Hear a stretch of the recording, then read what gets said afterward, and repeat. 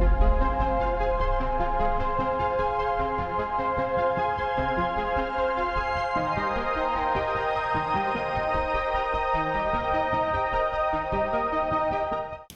everyone and welcome to SimplyDARK Season 2 Episode 4. In today's episode we are going to be talking about the disappearance of 33-year-old Tanya Rider. Tanya and her husband Tom Rider lived in Maple Valley, Washington, and they had a very clear goal in mind, which was saving as much money as they could to buy their dream house. They each had 2 jobs and worked night and day shifts, so it wasn't unusual for them to not see each other every day, as they were both very busy working extra time. They knew this wasn't an ideal situation, but they also knew and agreed that it was what was best for their future, and they also agreed that this would be temporary, just so they had enough money to buy the house that they wanted. Now, on September 22nd of 2007, Tom received a phone call from Tanya's boss at Fred Meyer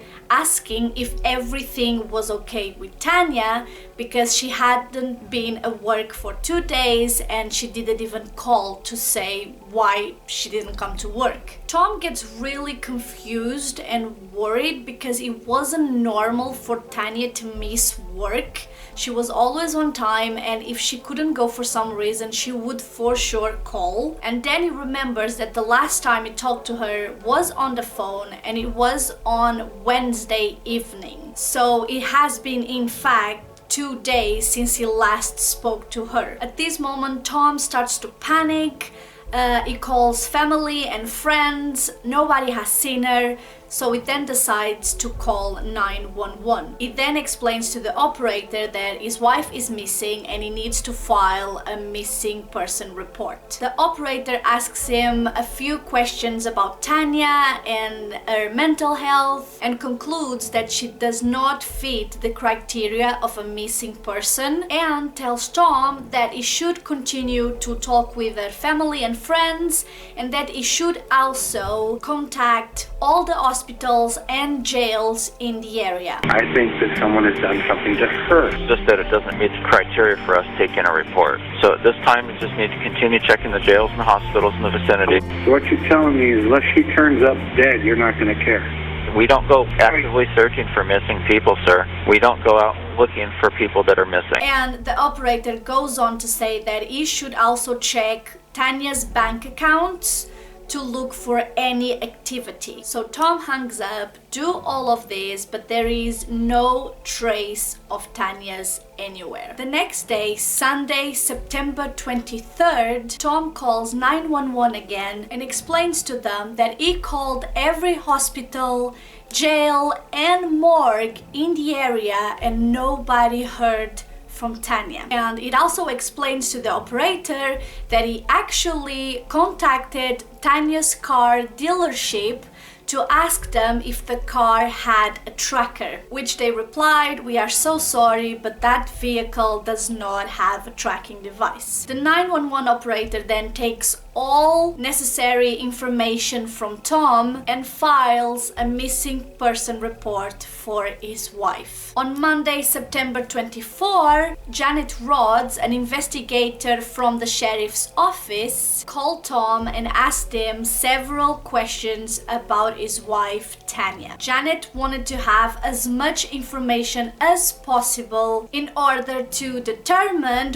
whether Tanya was really missing or not. When she asked Tom about the couple's finances, he told her that Tanya was the only one that had access to a USAA account and a Nordstrom visa. Janet then contacts both of these entities, which confirmed that Tanya was the only person with access to these accounts. She also contacted Tanya's mobile provider, Verizon, so she could get access to her phone records, but their automated message said that this information would not be released unless they had a court order. Later that day, Janet used the USAA system to get into Tanya's bank account, and she learned that there were multiple movements on her account. For example, she had a withdrawal of $7 on that same day, and she had another one of around $600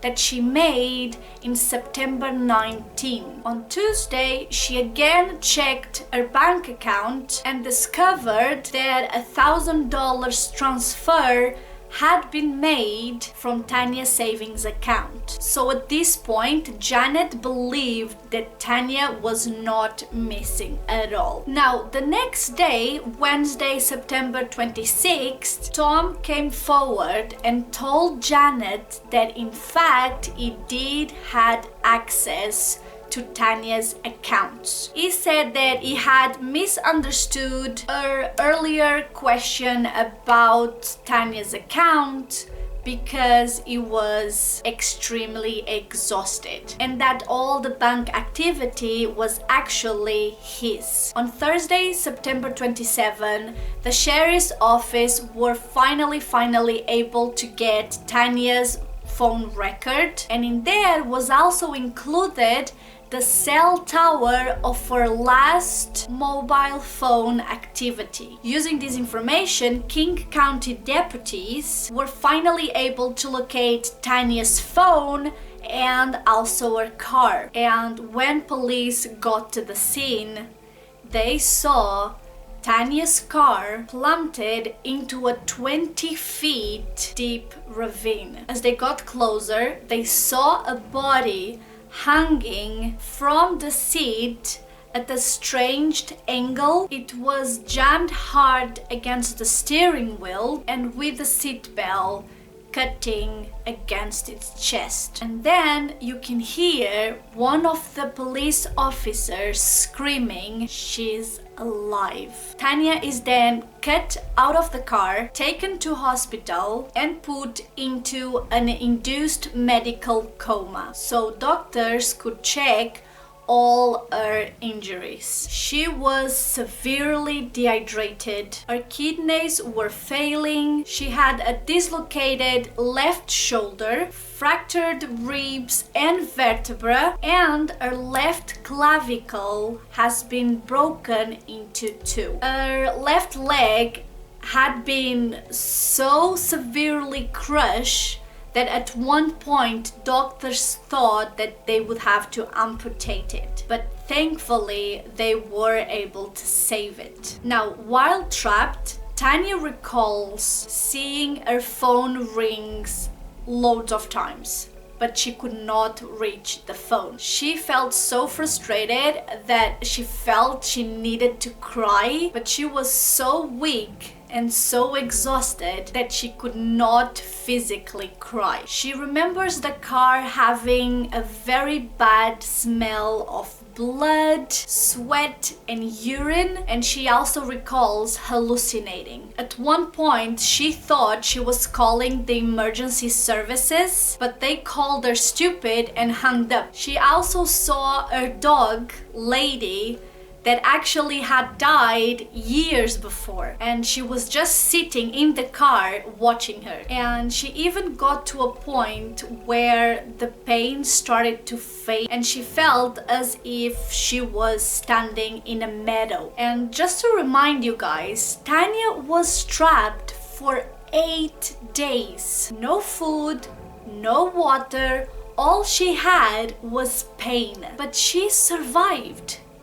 She survived. Isn't that a miracle? And this is actually what made me so interested in this story and what made me want to share this story with you guys, because I think this is a miracle. We're talking about 8 days with extensive injuries and without eating or drinking. Like, it seems insane to me. Obviously, she had to be subjected to a lot of operations, surgeries, treatment and took her a long time to recover, but at the end she was well and reunited with her husband. And she actually describes her entire experience in her book called Missing Without a Trace: 8 Days of Horror, which I would definitely recommend you to read if you are interested in knowing everything that happened to her